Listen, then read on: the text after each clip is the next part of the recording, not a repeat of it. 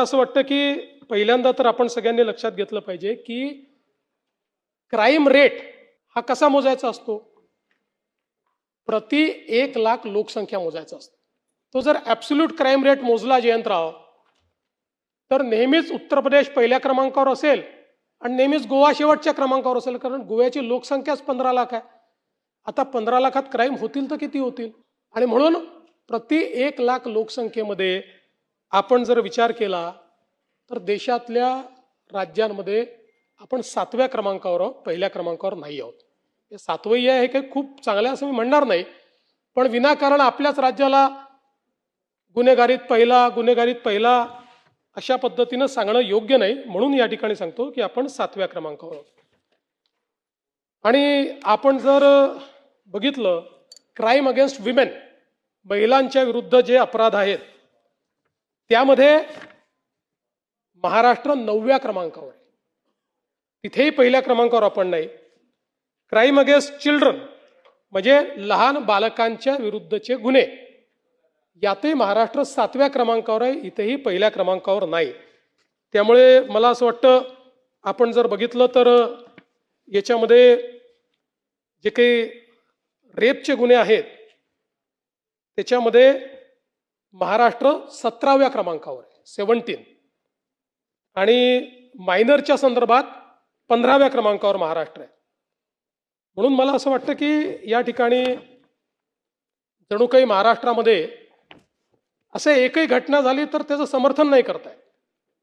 पण हे पण लक्षात घेतलं पाहिजे की इतर राज्यांच्या तुलनेमध्ये महाराष्ट्र आजही अधिक सुरक्षित आहे. महाराष्ट्र आजही कायदा पाळणारा अशा प्रकारचा आपला महाराष्ट्र आहे. आणि आपण जर आता क्राईमचं स्टॅटिस्टिक्स दिलं म्हणून सांगतो की मे 25 ते मे 26 अशी जर आपण तुलना केली तर त्याच्यामध्ये विनयभंग 374ने कमी, दुखापत 187ने कमी, जबरी चोरी 271ने कमी, घरफोडी 295ने कमी, चोरी 384ने कमी. आणि गुन्हे उघडकीस येण्याचं जे प्रमाण आहे तेही 2025च्या तुलनेत 3.12% वाढलंय, 82% ते पोचलेलं आहे. राज्यामध्ये प्रतिबंधात्मक कारवायांमध्ये देखील या संपूर्ण कालावधीत आपण मोठ्या प्रमाणात वाढ केली आहे. तडीपारी 534ने वाढ, MPDA 14ने वाढ, मकोका 33ने वाढ आणि मोठ्या प्रमाणात अग्निशस्त्र जप्त करणे 427 अशा पद्धतीनं आपण हे काम केलंय.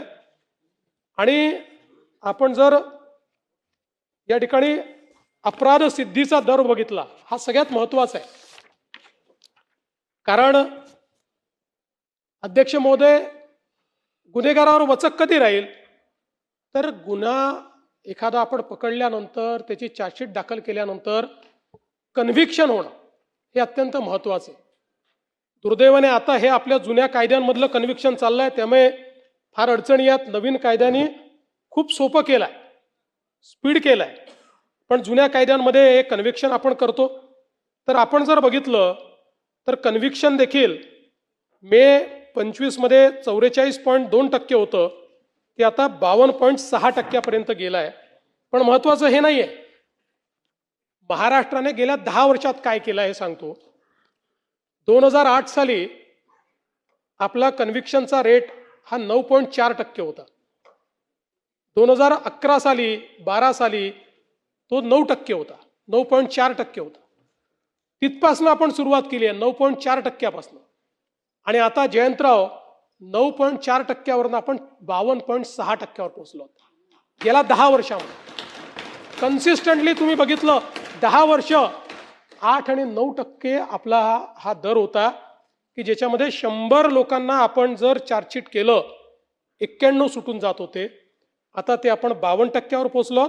पण आपल्याला 70%पर्यंत जायचं. मला विश्वास आहे नवीन कायद्यांमध्ये आता जे आपण चार्जशीट करतोय आपण 70च्याही पलीकडे त्याच्यामध्ये जातोय, आताच जातोय. कन्व्हिक्शन्स आता सुरू झाली आहेत आणि आपण जाऊ 80 पर्यंत जाऊ. पण या जुन्या कायद्यांमध्ये जरा काही अडचणी असल्यामुळे त्या ठिकाणी आपल्याला तो प्रयत्न करावा लागतो.